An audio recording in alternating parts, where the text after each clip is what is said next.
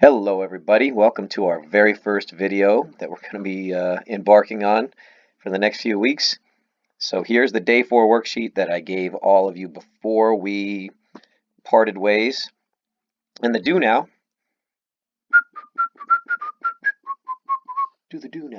is, hey, there's all the corniness right there.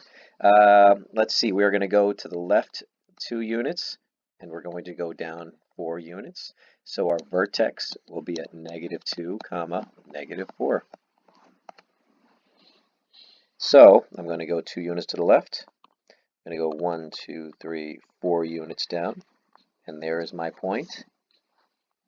So then the next thing I need to do is find my y-intercept, which we know the y-intercept is always 0, comma, something. The x value of the y-intercept is always 0.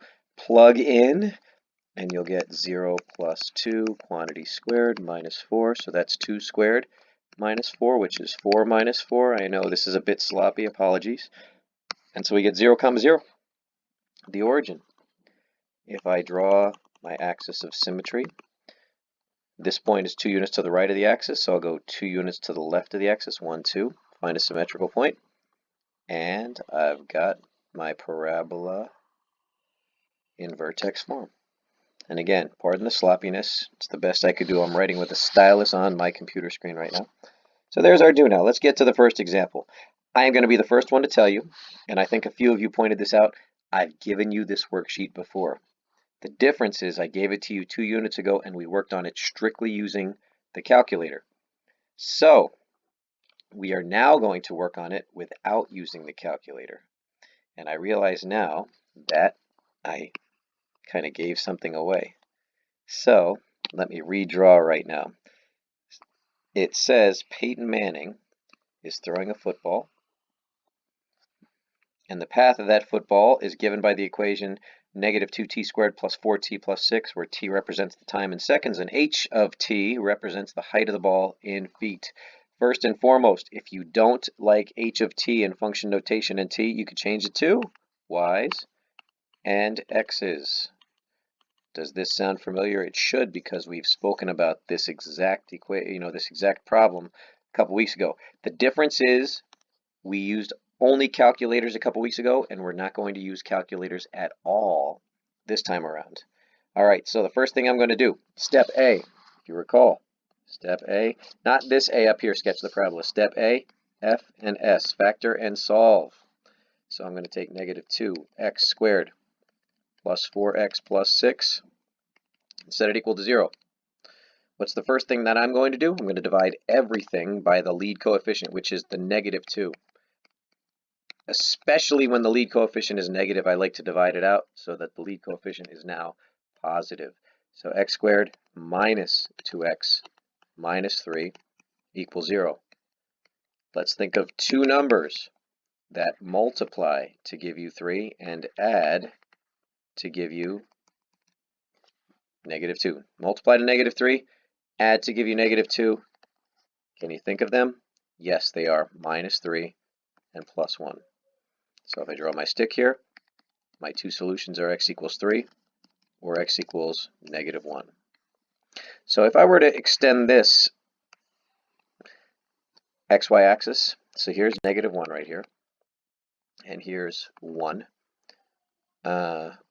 Let me write that out. 1 and 2 and 3. Apparently, there is an x-intercept at -1 and an x-intercept at +3.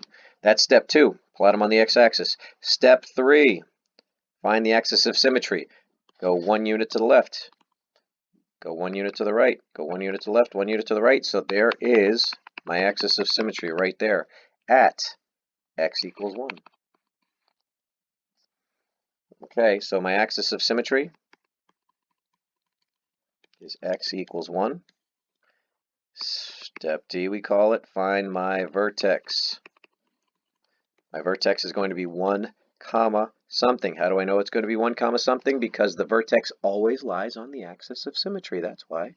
And so I'm going to plug 1 into the original equation. Remember that? That's very important. So I'm going to do -2 times 1 squared plus 4 times 1 plus 6. All right, exponents always come first. 1 squared is 1. Negative 2 times 1 is negative 2. Negative 2 plus 4 plus 6. 4 plus 6 is 10. 10 minus 2 is 8. So my vertex is 1, comma 8. So I'm going to go up here. Let's see here. 1, 2, 3, 4, 5, 6, 7, 8. And there is my vertex, 1, comma 8. Last but not least, let's find the y-intercept. I bet you know where the y-intercept is. It's right here. When the equation is in standard form, it's very easy to see the y-intercept. It's simply the constant with no variable. There, it's 6. So I kind of made that one. I think I did it accurately. 2, 3, 4, 5. And the football's right at 6. Woohoo! Thanks, Peyton. And Peyton is 1 unit away from the x-intercept. I'm sorry, the axis of symmetry. So I'll go 1 unit in the other direction symmetrically. Now watch what I'm going to do. I'm just going to start the parabola there, and go down. Notice I didn't draw the negative part of the parabola. The reason I didn't is for the same reason we didn't the other week, because the x-axis represents the time in seconds. So this is 1 second after the throw, 2 seconds after the throw, and 3 seconds after the throw. We can't travel backwards in time, so we can't go negative seconds. And this is the height of the ball in feet. So we have height of the ball in feet right here. How high was the ball when it left his hands? It's right here, 6 feet.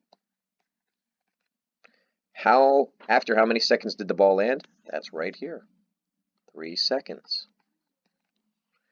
When did the ball reach its maximum height? That's after 1 second. Last but not least, what was the maximum height of the ball? That's right here. How high was the ball off the ground when it reached its maximum height?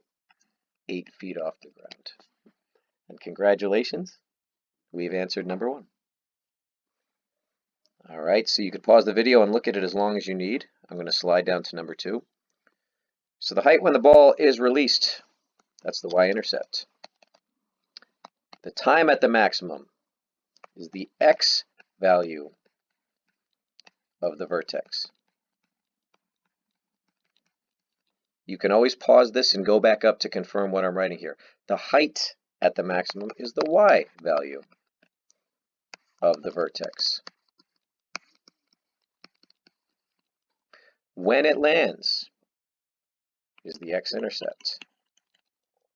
Specifically, the x-intercept on the right-hand side.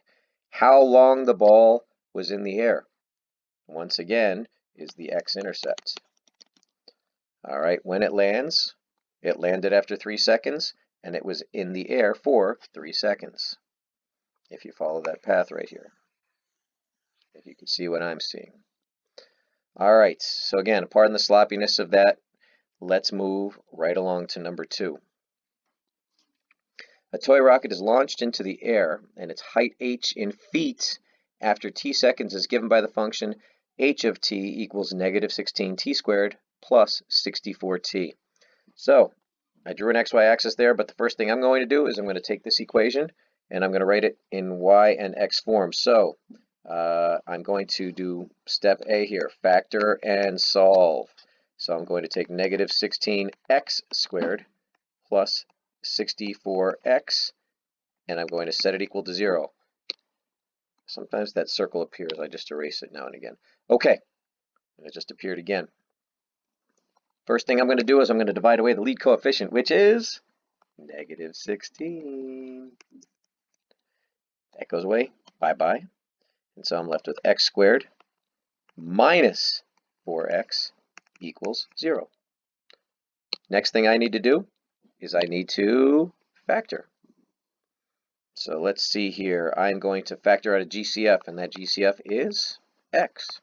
So I'm left with x, and x minus 4 equals 0. I'll bet some of you might have been thinking dots, the difference of 2 squares.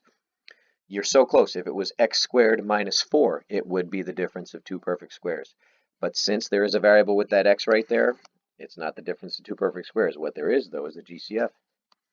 Draw my stick. My 2 solutions are x equals 4, and then the solution law that many people forget, x equals 0. Okay, so then I'm going to go back up to my graph right here. I have 0, and then I've got 1, 2, 3, and 4. There we go. So then I need to now find the axis of symmetry. Between 0 and 4, I think we can all agree the axis of symmetry is halfway between 0 and 4 at x equals 2. So the axis, step C, is x equals 2. Next, I'm going to find D, the vertex. And the vertex is going to be 2 comma blank. Plug into the original equation, negative 16 times 2 squared plus 64 times 2. So, negative 16 times 4.